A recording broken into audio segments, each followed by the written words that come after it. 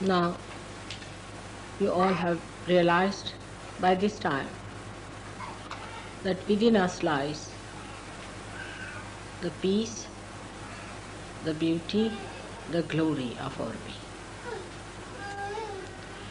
There's an ocean of all that. We cannot seek it outside. We have to go within. What they call in the meditative state. You seek it. You enjoy it. Like when you are thirsty, you go to a river or you go to an ocean.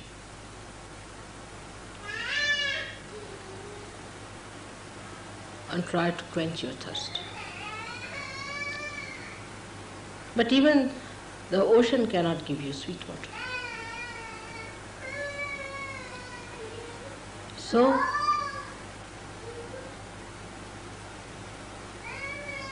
how can anything that is spread outside give you that deep thing that is within you? You are trying to find it out outside where it does not lie. It is within us, absolutely within us.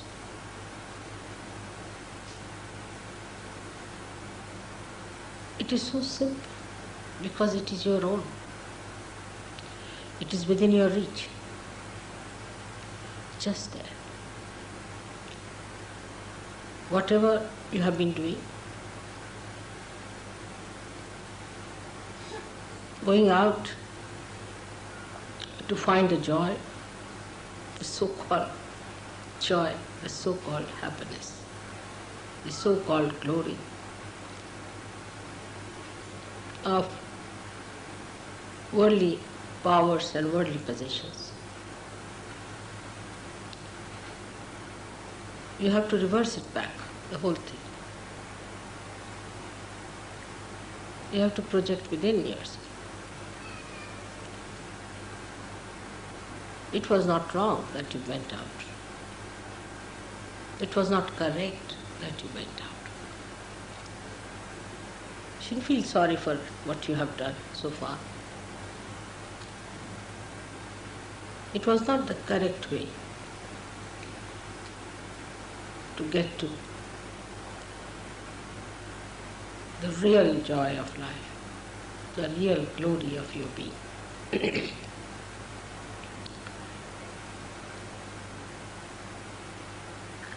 It has worked in so many people that you have entered into that subtler understanding. Some people are only at a mental level, maybe it doesn't matter. Maybe some are only at a physical level that they can feel it. Doesn't matter. But you are on the correct lines. You are moving correctly. Try to meditate. Meditate more so that you reach your inner being. And this inner being is the vast ocean of bliss which exists in every one of us. Is that vast, glorifying flood of light that floods everybody's inner beauty.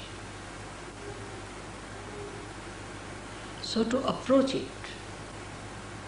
you have to go within yourself by denying things which are against it, against your movement. Sometimes the wind can be very, very strong for you to misunderstand that the glory of God is within. But turn back. Every moment, remember that your movement has to be inward.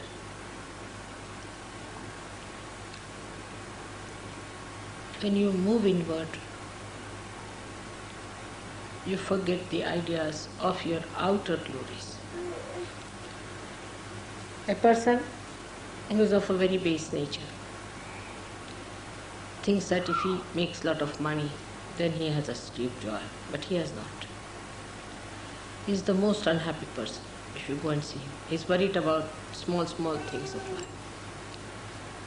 You must have heard that people who are very rich are kleptomaniacs. They are worried, they are very miserly. They are worried about a needle here and there. A little thing missing, they get upset. They have so many habits that they can't live without it. So riches have brought always a curse on human beings. So those who seek only the riches cannot enjoy them. Then there are some better people who think that by ruling others, by getting power, we can achieve a very great position in life. They too, as you fail, you have seen what happens to them. People don't even want to talk about them. Now there are people who get attached to someone, to one person, or to the family, to their children, to their relations, very common in India. That's also not the way you can get to God. That's also so limited, keeps you hanging around them and wasting your energy completely.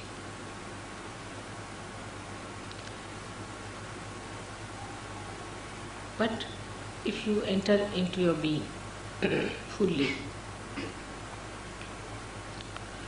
then all these things have such meaning. Everything has meaning there. In the sense, if you possess anything, and if you are that kind of a person who is supposed to be possessive, he never possesses, he's so detached.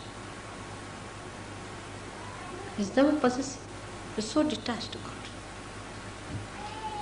But he can play around because he's so detached. He can create a drama out of it. He can play with the possessions and teach lots of lessons to people. He's so detached, so generous. He enjoys his generosity.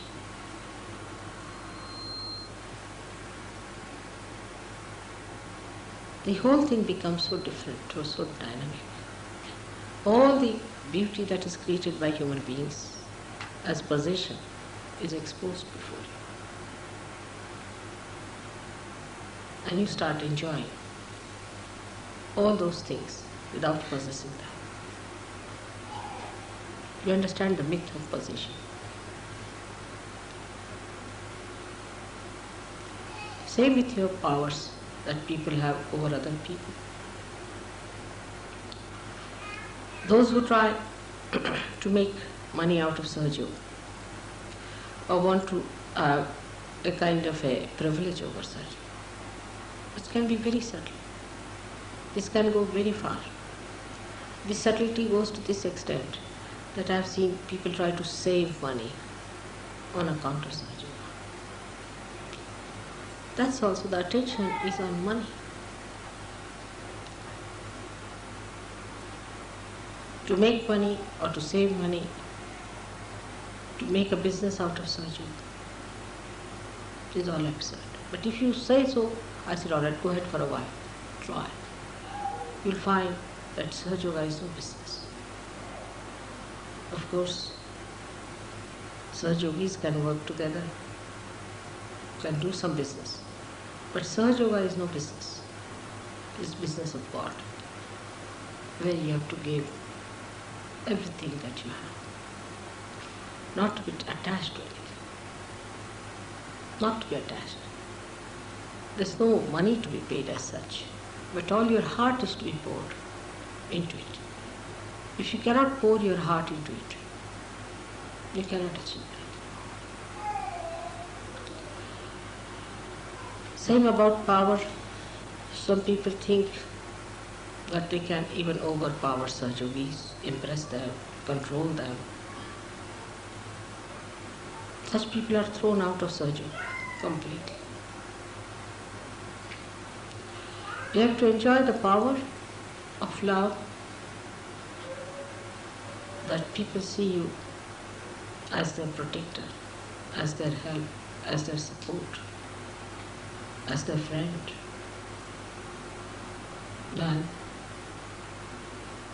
is somebody who is a dominating personality. You have to be a fatherhead and not a demonic, destructive force which is always threatening everyone. Such people will be thrown out of Sahaja in no time. They are found out. I have no sympathies with such people. Never. That will bring you down. In no way. Keep yourself aloof with them. Otherwise, when they are thrown away as tangents from Sahaja Yoga, you might get out with them. So be careful. Then those people waste all their time just thinking about their family, this thing. Or those who have never thought of their family also come to Sahaja. This is a very subtler ground on which they can lose their attention to their spirit. They spoil their children, they spoil their husbands, they spoil their wives. The whole attention goes in a wrong way. And it becomes a very important issue with them, how the marriages are successful, how the children are this thing, that thing. They don't leave it to God. They have to leave it to God. We are all saints. You have to leave everything to God. In the beginning, in Sahaja Yoga, everybody says, my husband is like that, my wife is like that, my brother is like that, my children are like this, mother look after them. All right, in the beginning is all right. When you grow, you must get out of it. It's an individual journey towards God when you meditate. And when you reach there, then you become collective. Before that, it's an absolute individual journey within. Absolutely individual journey. You should be able to see this. That in this journey, nobody is your relation. Nobody is your brother. Nobody is your friend. You are absolutely alone. Absolutely alone. You have to move alone within yourself. Don't hate anyone. Don't be irresponsible. But in meditative mood, you are alone. No one exists there. You alone. And once you enter into that ocean, then the whole world becomes your family. The whole world is your own manifestation. All the children become your children, and you treat all the people with equal understanding.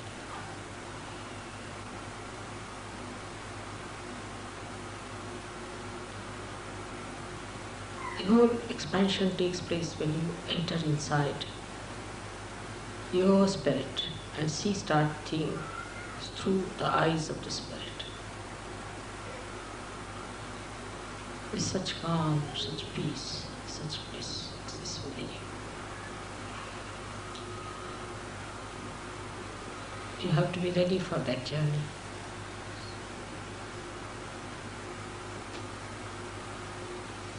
That journey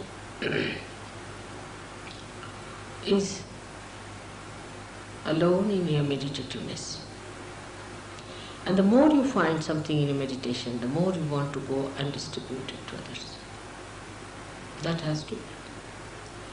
If that does not come into you, then it has not worked out. There's no purity. There's some sort of a bias. In that individual pursuit, whatever you find, you want to enjoy it with others. You want to give it to others. This is the sign of a person who has been really meditative. The one who is meditative and has not been able to distribute what he has found is cheating himself and cheating others as well. Because that joy that you receive in your meditation has to be distributed, has to be given, has to be shown. It should flow in your being as the light radiates from every illumined lamp. You don't have to take a vow to say that this is an enlightened light. In the same way, a saint should not be certified that he is a saint. The depth you achieve within yourself spreads all over. It is such an action as a reaction. The more deeper you become, the radiation is much more.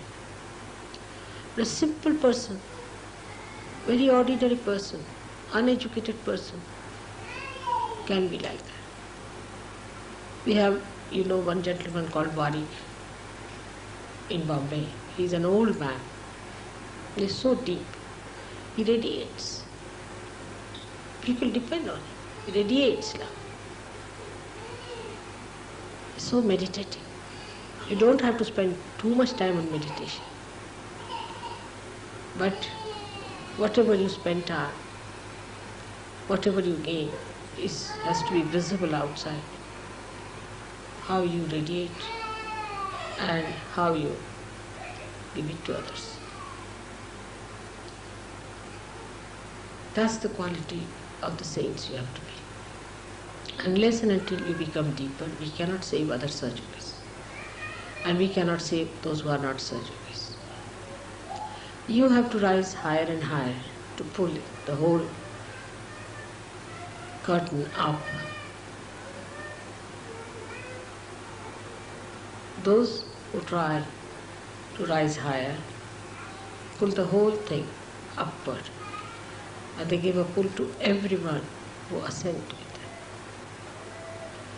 So just try to keep your aim clear cut. You must understand what is your aim in life as surgeons. Now you are changed people. You are no more people who have to deal with possessions or worry about them, about mundane things, about your livelihoods. You are no more people who have to worry too much about your health and things or in your personal lives. You are not to worry also about your jobs so much. That's not important.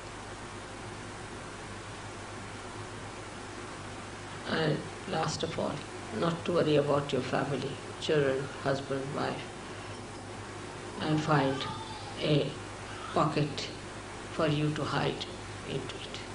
Because the only thing where you can really hide yourself is the love of God, where you can really get the great, restful, blissful feeling of His complete protection.